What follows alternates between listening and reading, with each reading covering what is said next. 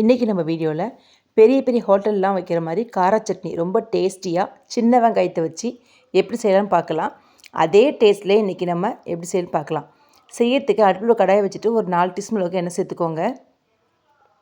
எண்ணெய் ஹீட்டான உடனே பெரிய சைஸ் பூண்டு நான் 2 பூண்டு உரித்து வச்சுருக்கேன். நான் எடுத்துருக்கிறது உரித்த பிறகு 1/4 கிலோ வெங்காயம் இருந்துச்சு. அதுக்கு நான் 2 பூண்டு 1/4 கிலோ வெங்காயம் சின்ன வெங்காயம் உரித்து வச்சுருக்கேன். சேர்த்து நல்லா வதக்கிக்கலாம். இந்த வெங்காயம் நம்ம டக்குன்னு வதங்கணும் அப்படின்னாக்கா நம்ம சின்ன சின்ன பீஸாக அரிஞ்சு போட்டுக்கலாம். நான் கொஞ்சம் முழுசாக தான் சேர்த்துருக்கேன் இன்றைக்கி. நல்லா வதக்கிடலாம். கொஞ்சம் பாதி அளவு கொஞ்சம் லைட்டாக வதங்கின பிறகு காரம் தேவையான அளவு காஞ்ச மிளகாய் நான் ஒரு 10 மிளகாய் கிட்டே எடுத்துருக்கேன். எனக்கு இந்த காரம் கரெக்டாக உங்கள் காரத்துக்கு நீங்கள் சேர்த்துக்கோங்க.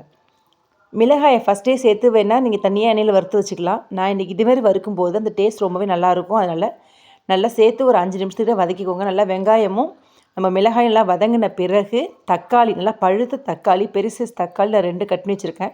இதில் சேர்த்து நல்லா தக்காளி குழஞ்சி வர அளவுக்கு நம்ம வதக்கிக்கலாம். வெங்காயம் நல்லா வதங்கின பிறகு தக்காளி சேருங்க. ஏன்னா நம்ம முழுசு முழுசாக போட்டுக்கிறதுனால வதங்கின பிறகு சேர்த்தா சட்னி டேஸ்டியாக இருக்கும். நல்லா வதங்கிடுச்சு. இப்போ இது வதங்கின பிறகு நல்லா தான் ஆற வச்சு ஒரு ஜாரில் சேர்த்துடலாம்.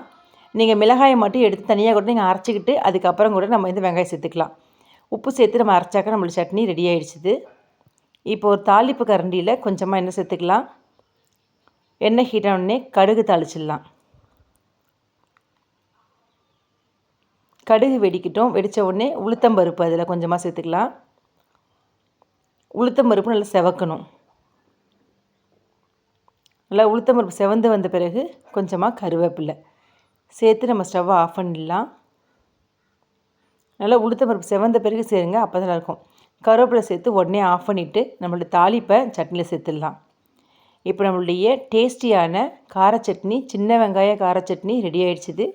இது ரொம்பவே சூப்பராக இருக்கும் டேஸ்ட்டு. இட்லி தோசை எல்லாத்துக்குமே நல்லாயிருக்கும். செஞ்சு பார்த்துட்டு கமெண்ட் பண்ணுங்கள். தேங்க்யூ.